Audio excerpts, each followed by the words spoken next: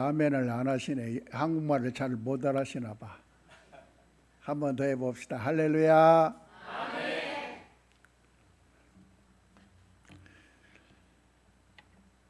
제가 서울 서북로의 광암교회에서 37년 동안 한 교회에서 목회를 했어요. 교회가 작은 교회는 아니지만은 또 그렇다고 해서 뭐 대형 교회도 아닙니다. 그런데 37년 동안 목회를 했으니까 근데 놀라지도 않으시네. 한 교회에서 37년 목회를 했다니까 뭐 그런가 보다 그러지만 결코 쉽지 않습니다. 오늘 우리 은혜로 교회에 와서 설교를 해달라 부탁을 받고 제가 기도를 많이 했어요. 왜냐하면 은퇴하고 집에서 기도하면서 보니까 제가 한 교회에서 37년 설교를 했지만 너무 부족했다는 것을 늘 느낍니다. 정말 하나님의 말씀을 바르게 전거하기 위해서는 우리가 정말 함께 기도하고 하나님의 말씀을 아멘으로 받는 마음이 있어야 돼요. 그게 중요해요. 그래서 오늘은 제가 설교를 하기보다는 하나님의 말씀을 선포하는 시간이기 때문에 같이 본문을 읽고 또 아멘으로 함께 받아들이는 시간 되면 성령 하나님께서 우리에게 말씀해 주실 줄로 믿습니다.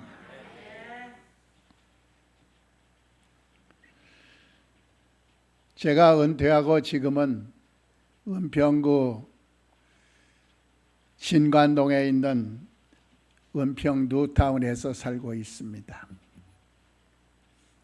그래서 가끔 둘레길을 걷다가 진관사라고 하는 절을 우리 집에서 가깝기 때문에 가끔 찾아가기도 합니다. 어느 날 진관사를 걷다가 보니까 앞 건물 앞에 그 진관사 경내에 있는 건물 앞에 늘 깨어 있으라, 늘 깨어 있으라 이러한 경구가 붙어 있는 걸 보고 깜짝 놀랐어요. 아니, 사찰내에 있는 건물 앞에 저런 말이 쓰여 있다니. 그런데 이 말은 불교가 깨어있기를 강조하는 대표적인 종교임을 알게 해주는 말이라고 봅니다. 그러나 사실 깨어있음이라고 하는 것은 불교에서만 사용하는 단어는 아닙니다. 우리가 성경을 보면 하나님의 자녀들의 생동하는 삶을 위해서 무엇보다도 강조하고 있는 단어는 바로 깨어있으라고 하는 말씀이라는 것을 우리는 기억해야 할 것입니다. 하나님의 마음에 합한 다윗은 다윗 왕에게 쫓기는 일생일대의 위기에서 내가 새벽을 깨우리로다 라고 스스로에게 다짐을 했습니다. 예수님께서도 자신의 십자가에 대한 각성이 없이 안일함으로 역사의 마지막 저녁을 준비 없이 맞이하는 제자들을 향해서 너희는 여기 머물러 나와 함께 깨어 있으라고 말씀하셨습니다. 사도 바울은 거대한 세속화의 파도가 밀려오는 시대를 살고 있는 로마의 성도들에게 너희가 이 시기를 알거니와 지금은 자다가 깰 때라고 편지를 쓰고 있습니다. 그런가 하면 사도 바울은 골로새 교회를 향해서 편지하면서 계속 기도하면서 감사함으로 깨어 있으라고 권면을 하고 있습니다. 그런가 하면 사도 요한도 영적으로 죽어가면서도 그 위기를 깨닫지 못하는 사대 교회를 향하여 깨어 있어야 한다, 깨어 있어야 한다라는 주님의 메시지를 전달하고 있습니다. 은혜의 교회 성도 여러분, 하나님께서는 오늘 우리 은혜로 교회를 향한 권면의 키워드는 바로 깨어 있으라는 말씀입니다. 한번 같이 해봅시다. 깨어 있으라.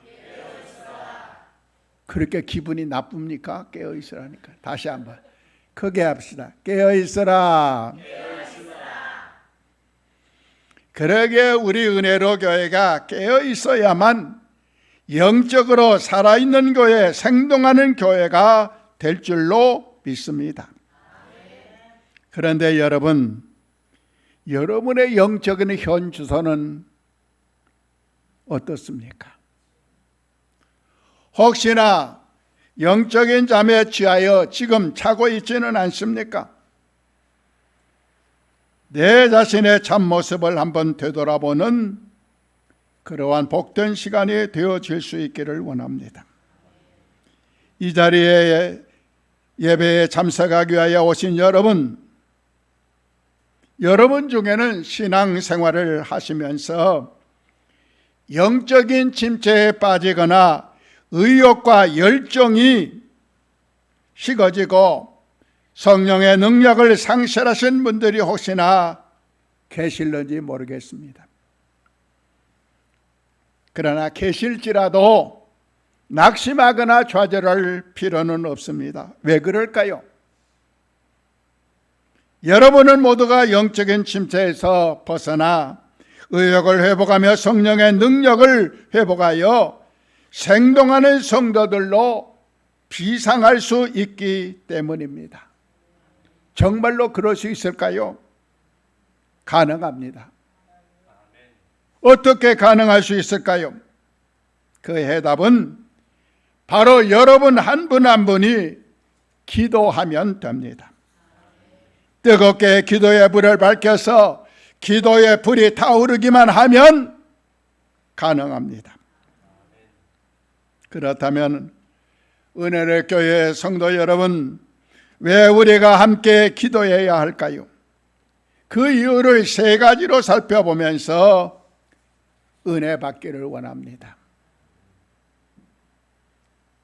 왜 우리가 기도해야 할까? 왜 우리가 항상 깨어 있어야 할까? 첫째로 영적 침체에서 벗어나기 위해서요 기도해야 합니다. 여러분, 우리가 과거에 신앙생활을 하면서 뜨겁게 하나님을 사랑하고 기쁨으로 주님을 섬기며 감사와 감격 속에서 예배하며 헌신하던 적이 있었지요. 그런데 웬일인지 나도 모르는 사이에 영적인 침체에 빠져서 마음속에서 기쁨이 사라지고 감사와 찬양이 점점 약해지는 것을 느낄 수 있지 않습니까? 왜 그럴까요? 그것은 내 자신이 기도하지 아니하고 영적인 잠을 자고 있기 때문입니다. 여러분, 사도 베드로를 보십시오. 그는 예수님을 영접한 후에 얼마나 뜨겁게 신앙생활을 했습니까? 베드로는 열심히 주님을 따르며 섬기는 수제자였습니다. 저는 그리스도시요 살아계신 하나님의 아들이라고 신앙 고백을 함으로 예수님의 칭찬과 인정을 받았습니다. 심지어 생명까지도 바쳐서 주님의 뒤를 따르겠다고 장담했던 사람입니다. 그런 베드로가 언제 어떻게 영적 침체에 빠지게 되었습니까? 그것은 베드로가 영적인 잠에 빠져서 기도하기를 게을리하고 기도 생활을 멀리할 때에 영적 침체 속에서 빠져 들어감으로 말미암아 어떻게 됐습니까? 예수님을 부인하며 예수님을 저주하는 자리에까지 이르게 되지 아니했습니까? 그렇다면 왜 베드로가 이처럼 잠이 들었을까요? 마태복음 26장 14, 13절을 우리 한번 같이 읽어봅시다. 자, 같이 읽습니다. 지금 저기 나와 있습니다. 시작. 다시 보신즉 그들이 자니 이는 그들의 눈이 피곤함일러라. 아멘. 꼭 성경을 읽고는 아멘 하세요. 오늘 여기 43절에 보면 그들의 눈이 피곤함일러라 그랬어요. 여러분, 오늘날 서울에 살고 있는 우리들이 얼마나 바쁘고 피곤한 사람들입니까? 제가 오늘 또 전철을 타고 1시간 이상 왔는데, 전철을 타고 갈 때마다 또 전철을 갈아탈 때의 서울 시민의 모습을 보면은 얼마나 바쁘고 정신없이 뛰어가는 모습을 보면서 정말 오늘의 서울의 모든 사람들의 생활이 너무나 바쁘구나 하는 것을 피부로 느끼게 됩니다. 또 전차 안에서 피곤해 지쳐서 졸고 있거나 눈을 감고 있는 모습을 바라볼 때마다 알스러운 마음을 금할 수가 없어요. 오늘 또 그걸 느꼈어요. 그러나 여러분, 예수님을 생각해 보세요. 예수님은 피곤하지 않으셨을까요? 아니죠. 그 당시 예수님은 제자들보다 훨씬 더 바쁘고 피곤하셨던 모습을 복음서 속에서 우리는 찾아볼 수 있습니다. 그럼에도 불구하고 예수님은 종종 밤을 지새우거나 새벽에 일찍 일어나 산으로 가셔서 기도하시지 않았습니까? 이처럼 예수님은 깨어 기도하셨기 때문에 승리하실 수가 있었습니다. 그렇지만 베드로는 영적 잠에 취하여 기도하지 아니하므로 영적 침체에 빠졌고 사단의 올무에 넘어지고 말았습니다. 그래서 예수님은 이런 베드로를 향해서 말씀하시죠. 마태복음 26장 40절로 41절 우리 한번 같이 봅니다. 자, 같이 크게 읽습니다. 시작. 제자들에게 오사 그 자는 것을 보시고 베드로에게 말씀하시되 너희가 나와 함께 1시간도 이렇게 깨어 있을 수 없더냐? 시험에 들지 않게 깨어 기도하라. 마음에는 원하려되 육신이 약하도다 하시고 아멘. 너희가 나와 함께 1시간도 잠시도 이렇게 깨어 있을 수 없더냐? 깨어 기도하라.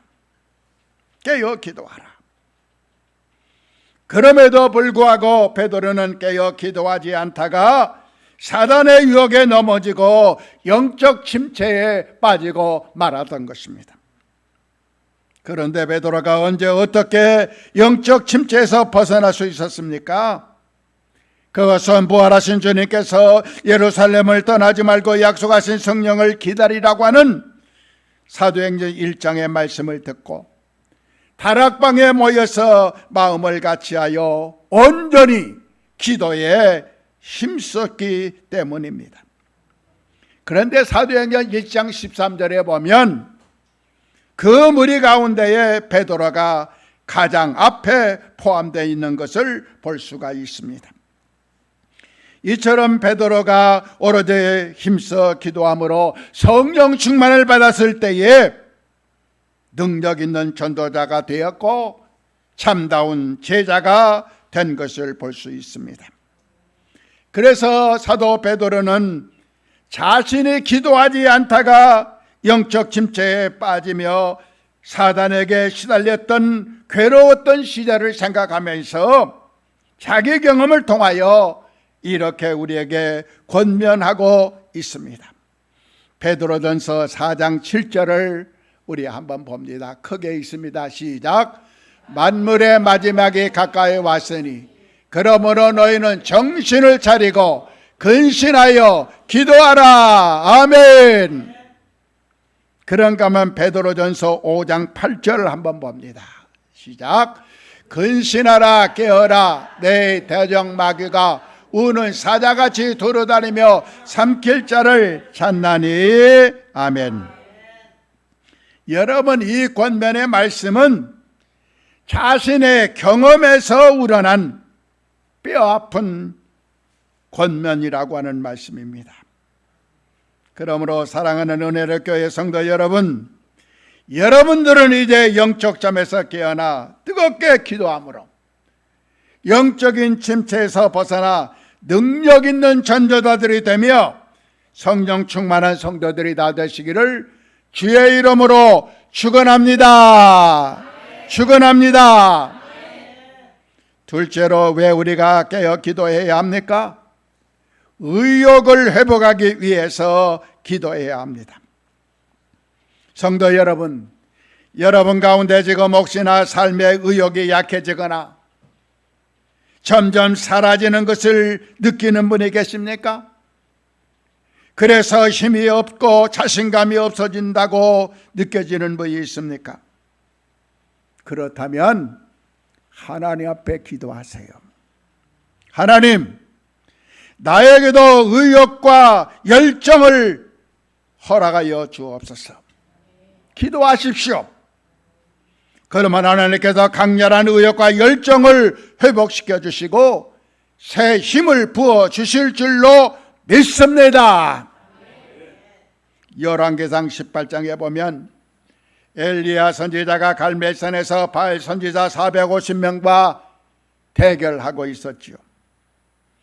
여호와냐 바알이냐 누가 참신인가 공개적으로 대결을 하였습니다. 그래서 바알 선지자 450명이 제단을 쌓고 그 위에 제물을 올려놓고 불을 내려달라고 부르짖어 기도했지만은 응답이 없었습니다. 그때 엘리야 선지자가 혼자서 여호와 하나님 앞에 부르짖을 때에 여호와의 불이 내려서 번제물과 나무와 돌과 흙을 태우고 도랑의 물까지도 핥았다고 했습니다. 그 후에 엘리야 선지자가 바알 선지자들을 잡아 도망가지 못하도록 하고 기손 시내로 데려다가 다 죽였지요. 그리고 난 후에 큰 비가 내리도록 기도함으로 가뭄이 해결되는 기적을 베풀게 되었습니다. 이처럼 엘리야 선지자는 그야말로 간절히 기도함으로 하나님의 능력을 힘입어서 열정적으로 큰 일을 하였고 기적의 주인공이 될 수 있었습니다.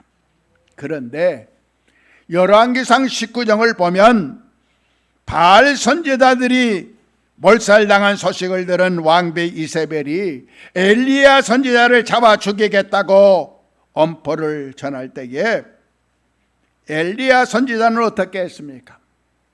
하나님 앞에 기도하기보다는 부엘세바 광야까지 도망을 가서 노뎀나무 아래에 피하게 되었습니다. 노뎀나무는 모양이 빗자루같이 길게 뻗어 있어서 햇볕을 가릴 만한 그늘을 만들어낼 수 없는 특징이 있습니다. 그렇기 때문에 노뎀나무 아래에 피한다고 하는 것은 매우 비참한 처지에 놓여 있음을 나타냅니다. 그래서 엘리야 선지자는 노뎀나무 아래에 앉아서 여호와여 차라리 내 생명을 거두어 가소서 탄식하며 한탄하는 모습을 볼 수가 있습니다. 여기에 보면 열왕기상 18장에서 보였던 의욕과 용기는 어디로 다 사라져버리고 연약하고 비굴해진 모습을 볼 수가 있습니다. 정말로 딴 사람으로 변해버리고 말았습니다. 그러나 그때 여호와의 천사가 가까이 다가와 엘리야에게 일어나 먹으라고 할 때에 일어나서 음식을 먹고 열왕기상 19장 7절에서 8절에 보면 이렇게 음식을 먹은 후에 굴 속에서 하나님을 만나 하나님의 음성을 듣게 됩니다. 열왕기상 19장 9절을 우리 한번 같이 봅니다. 여기 지금 나옵니다. 시작. 엘리야가 그곳 굴에 들어가 거기서 머물더니 여호와의 말씀이 그에게 임하여 이르시되 엘리야야 내가 어찌하여 여기 있느냐. 그때에 엘리야 선지자가 대답합니다. 하나님, 주의 선지자들이 다 죽고 오직 나만 남았거늘 저들은 내 생명까지 찾아 빼앗으려고 합니다. 그러자 하나님은 다시금 엘리야에게 의욕을 북돋아 주시고 사명을 감당케 하신 것을 볼 수가 있습니다. 성도 여러분, 엘리야 선지자가 의욕을 상실하고 낙심과 절망 속에서 어떻게 의욕을 회복하고 재개할 수 있었습니까? 그것은 엘리야가 다시 하나님께 기도하고 하나님의 말씀을 들었기 때문인 것입니다. 그러므로 사랑하는 은혜의 교회 성도 여러분, 여러분도 이제 하나님께 다시금 뜨겁게 부르짖어 기도함으로, 그리고 하나님의 말씀, 하나님의 음성을 들음으로 말미암아 열정과 의욕을 회복해서 선교적 사명자로 살아갈 수 있는 성도들이 되시기를 주님의 이름으로 축원합니다. 축원합니다. 마지막으로 왜 우리가 기도해야 할까요? 성령의 능력을 얻기 위해서 기도해야 합니다. 허버트 잭슨 선교사가 중국 선교지에 가서 물려받은 자동차는 뒤에서 밀고 시동을 걸어야만 움직이는 고물차였습니다. 그래서 선교사는 한 가지 방법을 생각해냈습니다. 그는 옆에 있는 학교를 찾아가 가지고 자동차의 사정을 이야기하고 필요할 때마다 어린이들이 뒤에서 차를 밀어주도록 허락을 받았어요. 그래서 어린이들이 차를 밀고 몇 바퀴를 돌면 계속해서 밀고 나가면 시동이 걸리든지, 아니면 자동차를 앞에 언덕길 꼭대기까지 밀어 올려주면 거기서부터 선교사가 언덕을 내려 달리면서 시동을 걸었습니다. 그는 2년 동안이나 이런 방법으로 자동차를 사용하는데 너무나 힘이 들었어요. 그런데 2년 후에 잭슨 선교사의 건강이 나빠져서 본궁으로 돌아가게 됩니다. 그래서 후임자인 한 젊은 선교사가 도착을 했을 때에 잭슨 선교사가 그에게 자동차를 건네주면서 자기가 어떻게 자동차를 운전해 왔는가를 설명해 주었어요. 그러다 젊은 선교사는 그 자동차의 엔진 뚜껑을 열어보면서 잭슨 박사님, 이 자동차의 문제는 별게 아닙니다. 저 팬벨트에 문제가 있었는데 팬벨트가 느슨해서 그렇게 된 것입니다. 그러면서 팬벨트를 단단히 조여가지고 운전석에 올라가 시동 스위치를 돌렸더니 부르릉 하면서 너무나 자동차가 힘있게 달려가게 된 겁니다. 성도 여러분, 잭슨 선교사는 2년 동안이나 안 해도 될 고생을 하면서 지냈던 겁니다. 이미 동력의 힘은 언제나 거기에 있었는데도 연결이 안 됐기 때문입니다. 연결. 은혜로 교회 성도 여러분, 하나님의 권능은 이미 우리 안에 있는데 사용하지 못해서 우리가 고생하며 고단한 삶을 살고 있지는 않는지 우리 자신을 돌아볼 수 있어야 하겠습니다. 하나님께서는 이미 우리에게 성령의 능력을 주셨고 준비해 놓으셨습니다. 그러니 우리는 시동만 걸면 됩니다. 그러나 우리가 시동을 걸지 못하는 데에 문제가 있었습니다. 그래서 힘이 없고 삶이 고달프고 어려웠습니다. 그렇다면 성도 여러분, 여러분은 이제 어떻게 해야 하겠습니까? 성령의 능력을 얻기 위해서 기도해야 합니다. 기도. 하나님께서는 지금도 기도하는 성도들에게는 능력을 주십니다. 사도행전 1장에 보면 부활하신 예수님께서 40일 동안 지상에 계시다가 승천하시면서 제자들과 성도들에게 성령 세례를 기다리라고 말씀하셨지요. 그래서 사도행전 1장 4절로 5절에 사도와 함께 모이사 그들에게 분부하여 이르시되 예루살렘을 떠나지 말고 내게서 들은 바 아버지께서 약속하신 것을 기다리라. 너희가 몇 날이 못되어 성령으로 세례를 받으리라 하셨느니라 했습니다. 그리고 이어서 주신 말씀이 무엇입니까? 사도행전 1장 8절의 말씀입니다. 눈을 크게 뜨시고 같이 읽습니다. 시작. 오직 성령이 너희에게 임하시면 너희가 권능을 받고 예루살렘과 온 유대와 사마리아와 땅끝까지 이르러 내 증인이 되리라 하시니라. 아멘. 그래서 사도행전 2장 1절로 4절에 보면 120명의 성도가 마가다락방에서 10일 동안 간절히 기도함으로 성령의 능력이 폭풍처럼 불같이 각 사람 위에 임하게 되었습니다. 그래서 그들은 모두가 다 성령의 충만을 받아서 방언을 말하기 시작했지요. 또한 베드로가 오순절에 기도하여 성령 충만을 받아 설교할 때에 3,000명이나 회개하는 놀라운 역사가 나타나지 않았습니까? 그리고 사도행전 3장에 보면 베드로와 요한이 기도하러 성전에 올라갈 때에 나면서부터 안전병이 된 자가 구걸하고 있었지요. 그때 베드로가 그에게 은과 금은 내게 없거니와 내게 있는 이것을 내게 주노니 나사렛 예수 그리스도의 이름으로 걸으라 하고 그 안전병이 오는 손을 잡아 일으켰습니다.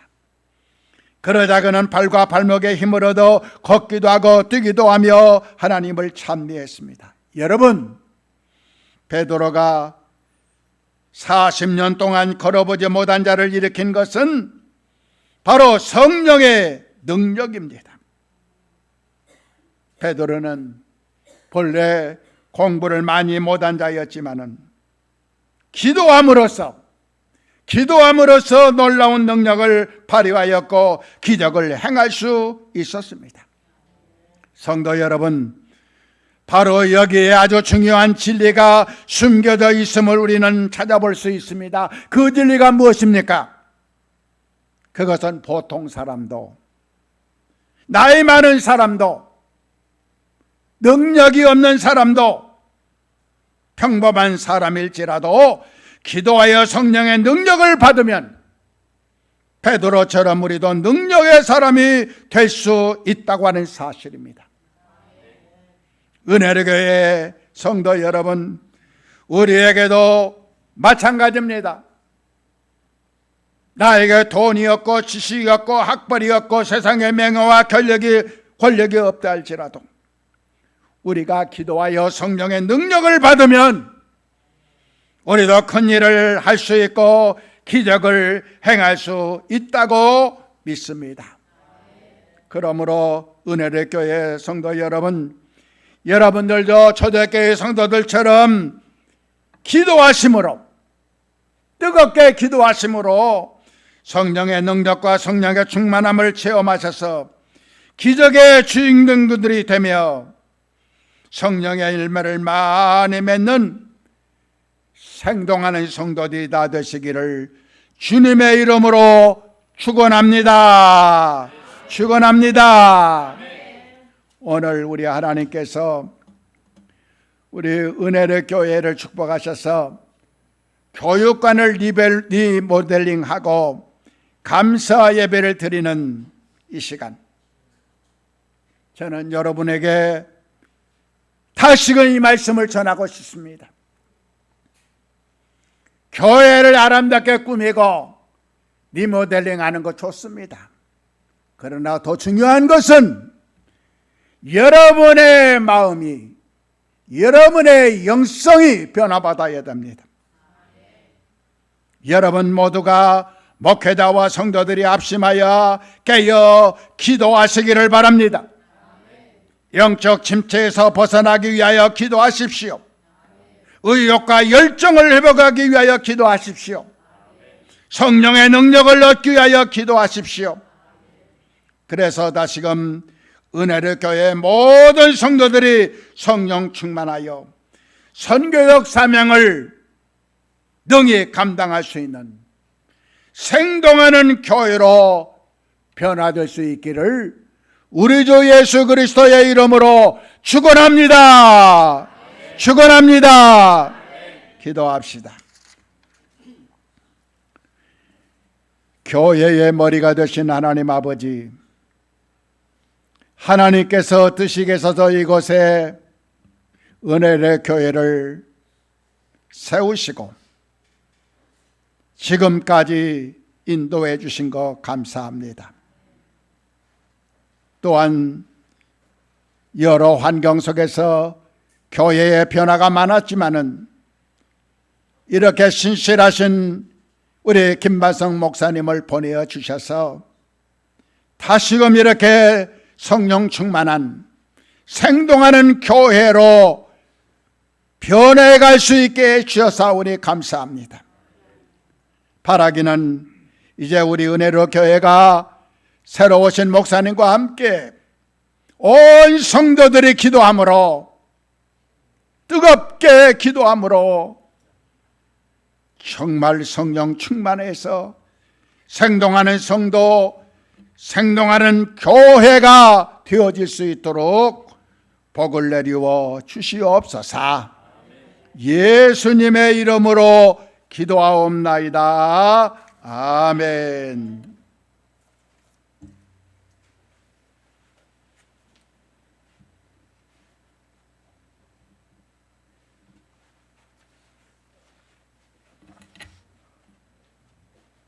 귀한 말씀 감사드립니다. 이 시간은 우리 김남송 목사님 나오셔서 축사해 주시겠습니다. 우리 목사님 나오실 때 우리 할렐루야로 환영하겠습니다. 할렐루야.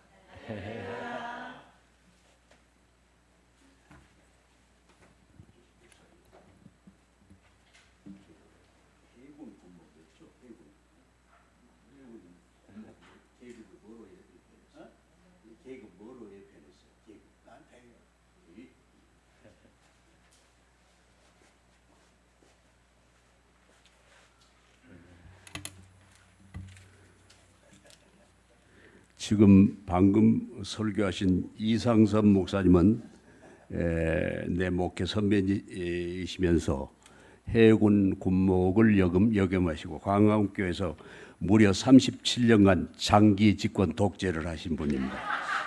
그리고 저와 함께 총회 농어전부 총무 시절에 북한을 함께 다녀오셨습니다. 여기 와서 이상섭 목사님이 설교를 하고 계시구나 깜짝 놀랐어요. 하여튼 너무 오늘 말씀 주심에 감사하면서 우리가 오늘 저보고 축사를 하라는데 축사가 어떻게 될지 모르지만 하여튼 신약성경 마태복음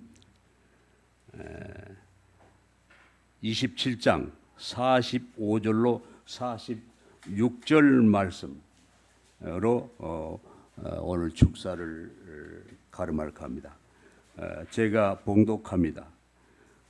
제6시로부터 온 땅에 어두움이 임하여 제9시까지 계속되더니 제9시쯤에 예수께서 크게 소리질러 이르시되 엘리 엘리 라마 사박다니 하시니 이는 곧 나의 하나님 어찌하여 나를 버리셨나이까 하는 뜻이라.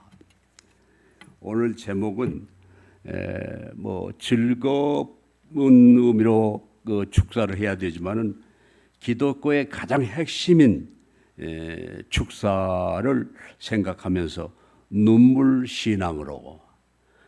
근데 요즘 텔레비에서 나오는 가요를 보면 모두가 사랑이라는 주제로 노래 가사가 나오고 있고, 특별히 사랑은 눈물의 씨앗이라는 그 가사가 나오면은 가사 내용은 슬픈데 사람들이 제일 좋아하는 그런 경향을 볼 수 있습니다. 기독교도 마찬가지입니다. 믿음은 눈물의 씨앗으로 이루어져야만이 가장 진수의 그런 신앙이 됨을 오늘 본문은 말하고 있습니다. 예수님의 마지막 그 울부짖음, 엘리 엘리 라마 사박다니, 주여 주여 어떻게 해야 됩니까? 하는 마지막 그 울부짖음, 그것을 우리는 감지하면서 다시금 김반석 목사님을 모시고 이제 목회를 출발해 가는 여러분에게 권면과 축사로 가름할까 합니다. 우리 개신교가 들어온 지 1885년, 이제 올해로 138년이 되는 해입니다. 기독교 전례 초기에는 일본 식민지 통치하에서 피눈물 나는 그런 몸부림의 신앙이었습니다. 나라를 잃어버리고 모든 국민이 일본의 노예가 된 그런 상황 속에서 살 길이 막막했기 때문에 모이면 모두가 피눈물 나는 기도로 우리를 살려달라고 외쳤던 것입니다. 1945년 해방 후 5년이 지난 1950년 6월 25일 북한 남침으로 인한 전란으로 생사를 넘나드는 고통 속에서 한국 교회는 다시 한번 하나님께 살려달라고 눈물로 울부짖었던 것입니다. 1960년부터 1970년 보릿고개를 거치면서 가난을 극복해달라고 눈물을 흘리면서 제발 좀 밥 먹고 살게 해달라고 기도할 때 그것을 이루어 주었습니다. 1980년부터 1990년 교회를 좀 부흥시켜달라고 울부짖었더니 그 눈물의 신앙을 응답해서 하나님은 한국교회를 부흥시켜 주었던 것입니다. 그러나 2000년대 이후 대형교회의 붐이 일면서 교회가 언제 그러냐는 듯이 눈물이 교회에서 사라지기 시작했습니다. 지금에 와서는 하나님을 무시하며 대형교회들이 16세기 천주교가 범했던 세습의 추한 모습을 드러내고 있는 것입니다. 이번 죄송하게도 본교단 총회 장소를 어디로 할까라는 그런 논쟁이 벌어지면서 애무교에서 만약에 총회를 하면 본교단 장작격인 서울노회가 우리는 거기에 참석하지 않겠다고 결의를 했다고 합니다. 왜 이런 현상이 벌어지고 있습니까? 예수 십자가 앞에서 눈물밖에 없는 것이 기독교 신앙의 핵심인데 좀 먹고 살만하니까 그 눈물이 언제냐는 듯이 기독교의 생명력이 완전히 사라져버리고 만 것입니다. 자, 그러면 우리는 어떻게 해야 하는 것입니까? 오늘 마태복음 27장 46절 예수님께서 십자가상에서 마지막 눈물기도, 이 지상에서 가장 귀한, 가장 애절한, 가장 고통스러운 엘리 엘리 라마 사박다니, 나의 하나님 나의 하나님 어찌하여 나를 버리셨나이까. 이 주님의 십자가 울부짖음 속에 내가 존재하는 것을 꼭 잊지 말아야 됩니다. 여러분 사전에 오늘 이후부터 죽을 때까지 엘리 엘리 라마 사박다니 하는 이 기도를 꼭 하시기를 바랍니다. 이 고통의 눈물이 나의 구원을 이루는 눈물일진데 이 주님의 눈물을 요즘 한국교회가 까맣게 까먹고 말았던 것입니다. 성경에 눈물을 제일 많이 흘린 사람은 다윗왕입니다. 물론 그는 아주 간교한 간음죄와 악랄한 살인죄를 저지른 아주 큰 죄인입니다. 그러나 그 죄를 지고 난 다음에 시편 6편 6절에 내가 탄식함으로 곰핍하여 밤마다 눈물로 내 침상과 요를 적시나이다. 시편 56편 8절에 내 눈물을 주의 병에 담으소서. 시편 119편 136절에 내 눈물이 시냇물같이 흐르나이다. 성경에 다윗 왕같이 눈물을 많이 흘린 주인공은 아무도 없습니다.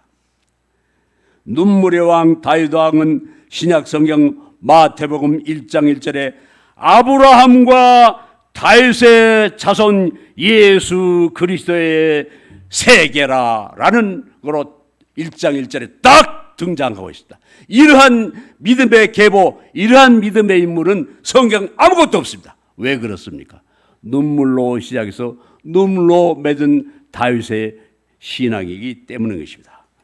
은혜력 교인 여러분, 이제 이후 우리의 구원을 이루기 위해서 십자가상에서 엘리 엘리 라마 사박다니, 즉 나의 하나님 나의 하나님 어찌하여 나를 버리셨나이까 라며 울며 숨을 거두신 주님을 바라보면서 울보 교인들로 여러분의 자리매김을 하기를 바랍니다. 은혜로 교회는 이제 이후부터 울보 교인이 여러분의 믿음의 소위 달란트와 메이커가 되어야 될 줄 믿습니다. 그러면 만약에 그렇게 확신한다면 이렇게 여러분에게 주어집니다.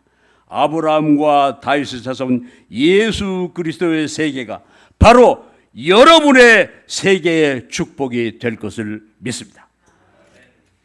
하나님 아버지 감사합니다.